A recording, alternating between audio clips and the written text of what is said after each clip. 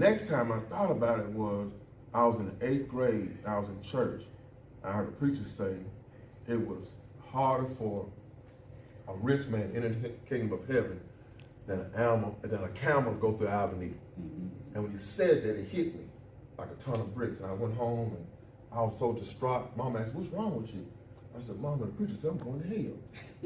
She said, "What preacher? What you talking about? The preacher didn't say that." I said, "Yeah, he did. He said it's harder for a rich man to go in the kingdom of heaven than a camel go through the eye of a needle. And look at that little needle you got. You know that big old camel can't fit through that little needle you got right there. How am I gonna get to heaven? I gotta be rich." So my mama broke it down and explained to me scripture. You know, she's a Bible scholar. Explained to me. I felt a lot better than that. And I looked at the shoes. They were kind of run over a little bit. Looked at the purse, had a safety pin holding the purse together. And I looked at my 15-year-old girlfriend. I'm like, my girlfriend dressed better than her, and she worked at the mall. I said, she can't have the answer to my question on how to become rich. She can't have it, because if she did, she would be applying it to her own self. I said, so what I want out of life, if she ain't got it, how she gonna teach it to me?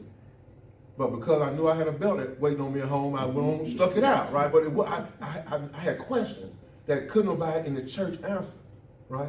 So nobody in my community could answer my question that if God is as God y'all say he is, and other folk that don't look like me, they got bicycles, they got this, they got that, then God said he created us in his image, then he had no respect person, then why can't we have what they had?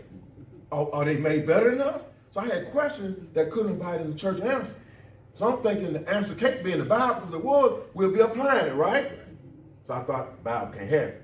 So let me start searching. So I was searching. So when I came back to full fruition and got back to the Bible, I said, wait a minute, it's in here. They just haven't been teaching it right. Yes, sir. We sit there and we take the same Bible and we show people. You see in the Old Testament, you see they tithe. Look right here. Look what Malachi said. You're gonna be cursed if you don't tithe. They start teaching tithe, right? They don't even go to see what Jesus said about it.